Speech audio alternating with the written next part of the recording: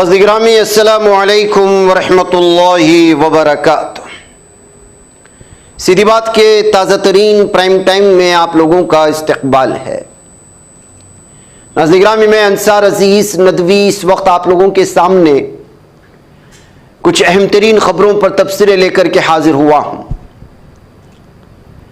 नाज़रीन तफसीलात में जाऊँ, भारत और आलमी सतह के आने वाली कुछ ब्रेकिंग न्यूज़ पर तबसरे करूं उससे पहले आपको इत्तला कर दूं कि मुश्तरका कुर्बानी का ऐलान आप लोगों के सामने आ चुका है। जिन अहबाब को इसमें हिस्सा लेना है नीचे दिए जा रहे व्हाट्सएप नंबर पर आप जो है व्हाट्सएप कीजिएगा, उससे आपको सारी तफसीलात मिल जाएंगी। नाज़रीन गिरामी, ऐसा महसूस होता है कि तमिलनाडु में जो नए वज़ीर आला बन रहे हैं या बनने वाले हैं और आज बनने वाले थे, हलफ उठाने वाले थे, उनके बीच में कुछ अड़चनें पैदा करने की कोशिशें हो रही हैं।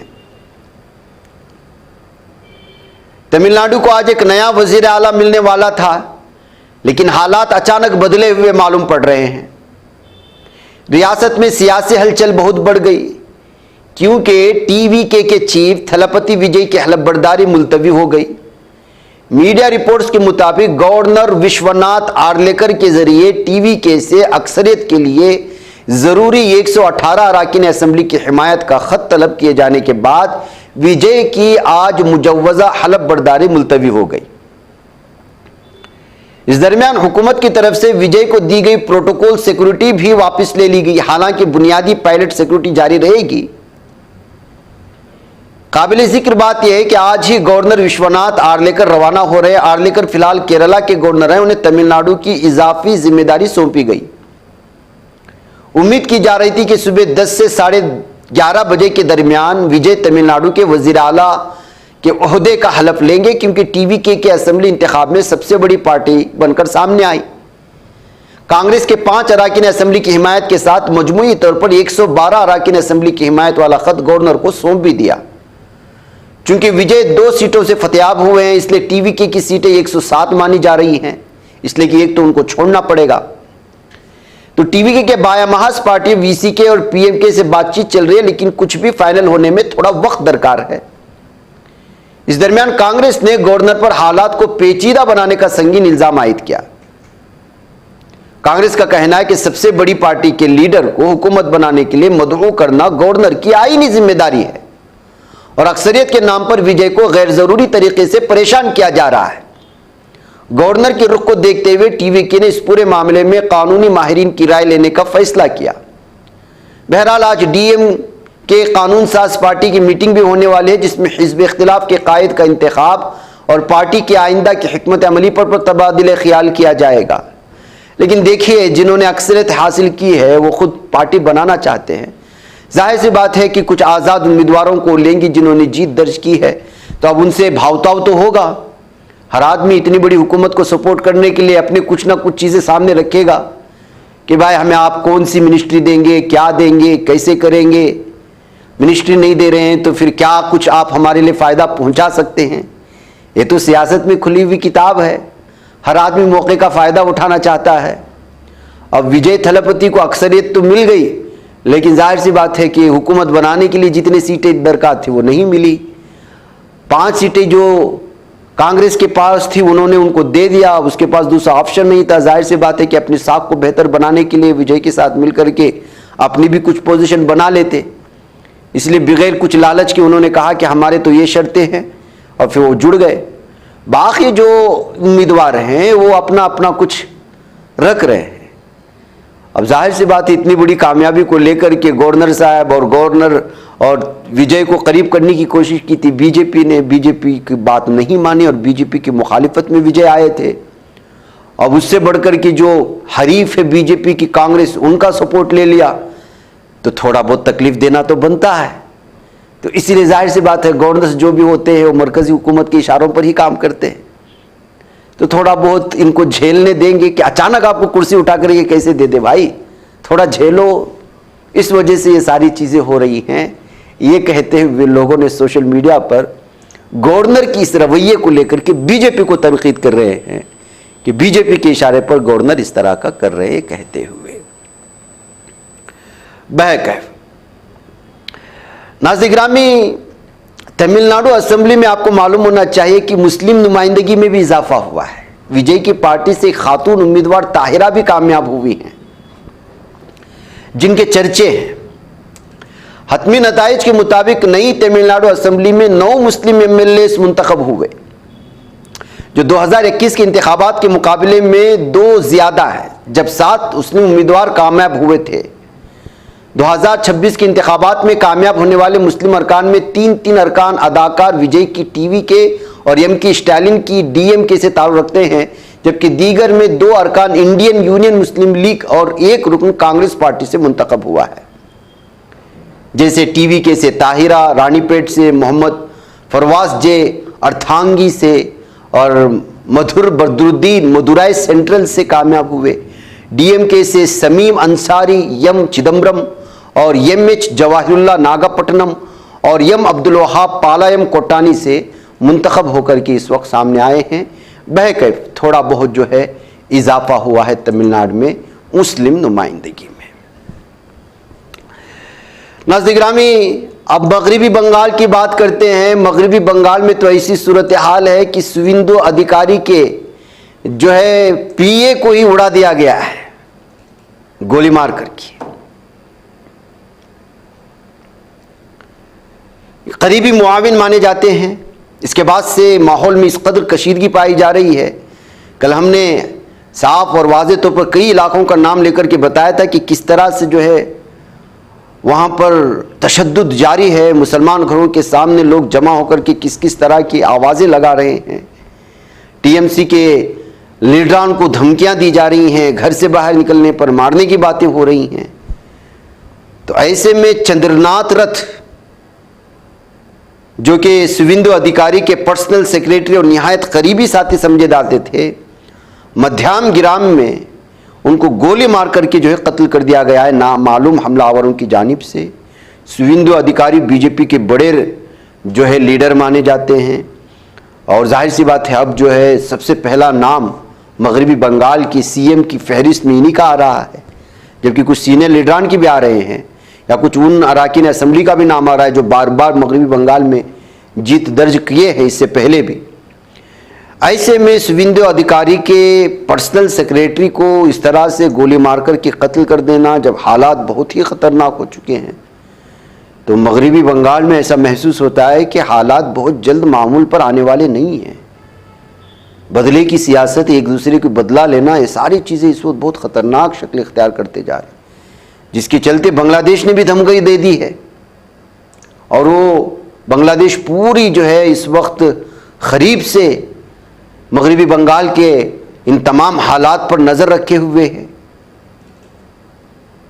इंतखाबी जीत के बाद बीजेपी की एक अहम और सख्त मौक़िफ़ इख्तियार करते हुए कहा कि अगर बंगाली बोलने वाले मुसलमानों को ज़बरदस्ती सरहद पार धकेलने के वाक़यात बढ़े तो सख्त इक़दाम किए जाएंगे।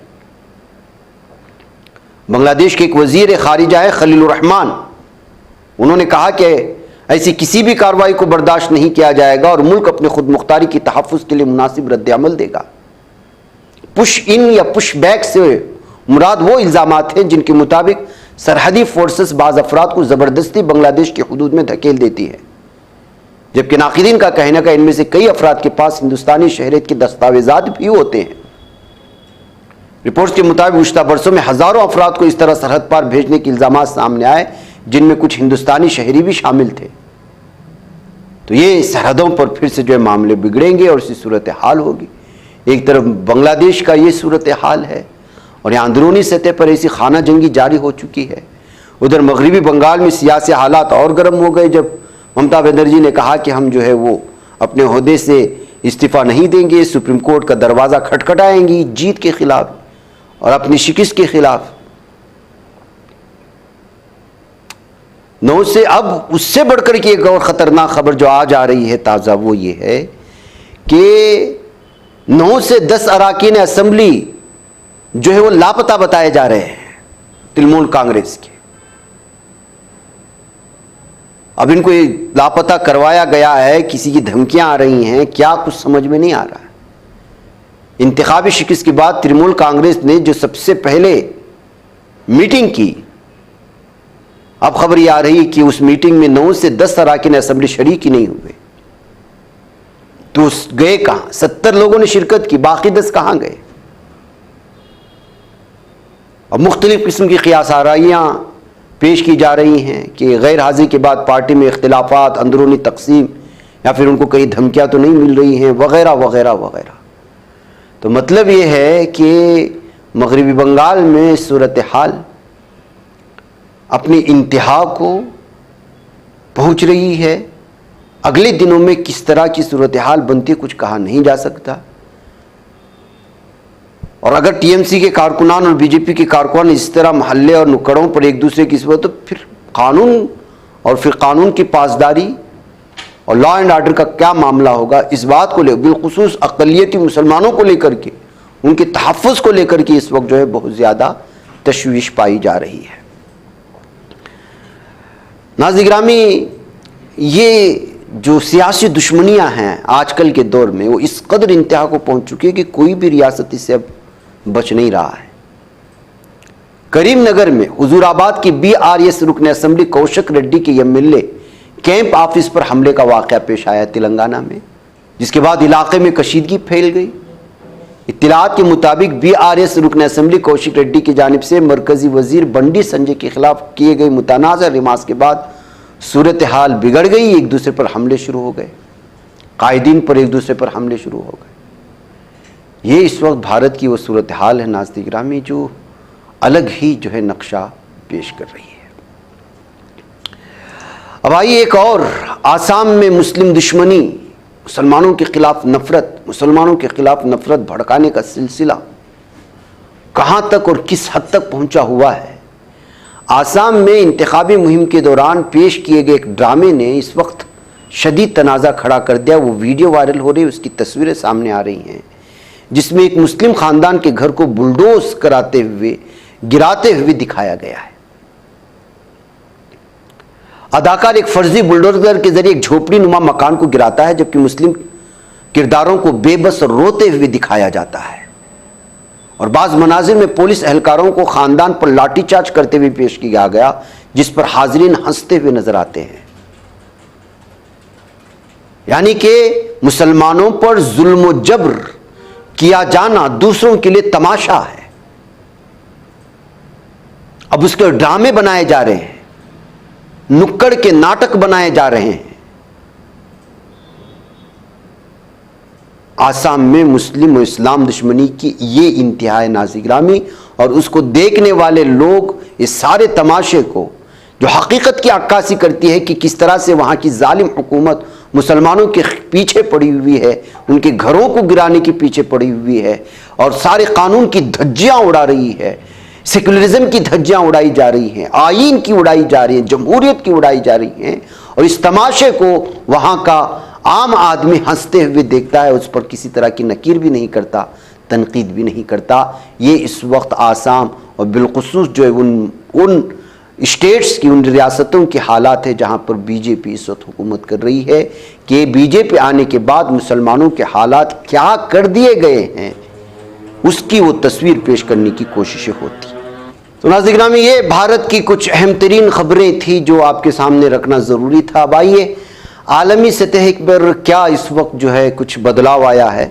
सदर डोनाल्ड ट्रंप ने कहा है कि गुज़िश्ता 24 घंटों के दौरान वाशिंगटन और तेहरान के दरमियान बहुत अच्छी बातचीत हुई है, जबकि ईरान जंग ख़त्म करने की अमरीकी तजवीज़ का जायज़ा ले रहा है। बुध के रोज़ ओवल ऑफिस में सहाफ़ियों से गुफ्तगू करते हुए ट्रंप ने कहा कि यह बहुत मुमकिन है कि हम कोई मुआहिदा कर लें। ईरान के हवाले से मामलात बहुत अच्छे चल रहे हैं, देखते हैं क्या होता है। मुआहिदा करना चाहते हैं, मुज़ाकरात करना चाहते हैं, यानी कि मुज़ाकरात होने के करीब करीब है, ये दावा है ट्रंप का और अमेरिका का।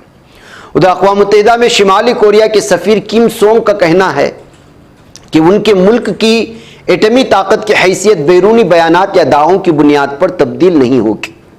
सरकारी मीडिया के मुताबिक सोंग ने कहा कि पैंग यांग एटमी हथियारों के अदम फैलाव के मुआहदे एनपीटी का पाबंद नहीं है और बैरूनी दबाव उस एटमी रियासत के तौर पर अपनी हैसियत तब्दील करने पर मजबूर नहीं कर सकेगा। जुमेरात के रोज़ शिमाली कोरिया की सरकारी न्यूज़ एजेंसी के CNA के जरिए जारी करदा एक बयान में सोंग ने कहा कि अक़वाम मुत्तहिदा के हेडक्वार्टर में जारी NPT की 11वीं जायज़ा कॉन्फ्रेंस में अमेरिका और उसके नक्श कदम पर चलने वाले बाज़ ममालिक शिमाली कोरिया की मौजूदा हैसियत और खुद मुख्तार हुकूक के इस्तेमाल पर बिला जवाज़ सवाल उठा रहे हैं। उधर रूस ने तीसरे ममालिक से मुतालबा किया है कि वो यूक्रेन के दारुलहुकूमत कैफ से अपने सिफारतकारों और दीगर अमले को निकाल लें, क्योंकि 9 में यौम फतह की तकरीबात के दौरान यूक्रेन के किसी भी मुमकिन हमले की सूरत में रूस की जवाबी कार्रवाई हो सकती है और बहुत बड़ा हमला हो सकता है। रूसी वज़ारत ख़ारिजा के तर्जुमान मारिया ज़ाखारवा ने बुध को एक बयान में कहा कि वज़ारत में तस्लीम शुदा तमाम गैर मुल्की सिफारती मिशनों और बैनुल अक़वामी तंजीमों के नुमाइंदों को एक नोट भेजा गया है।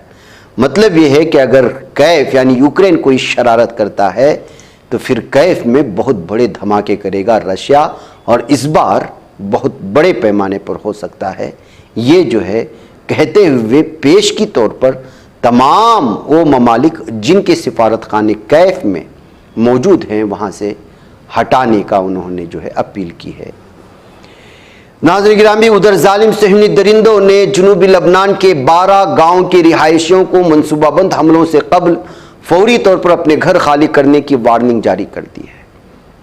इसराइली फौज का जालिम ज़हनी दरिंदा तर्जुमान आवाइचे अड्राय ने अरबी में बात करते हुए कहा कि इंतबाह काउसरेतुल अस्याद, अल-गस्सानिया, मिज़रातुद्दाऊदिया, बदियास, रेहान, ज़ैलाया, अल-बज़ोरिया, हर्रूफ, हब्बूश, अंसारिया, अज़ैरिया और अज़ैरिया की देहात की रिहाइशों पर लागू होता है कि वो फौरी तौर पर इन इलाकों को खाली कर दें, क्योंकि जालिम सहनी दरिंदे जो है वो इस पर हमले करने वाले हैं।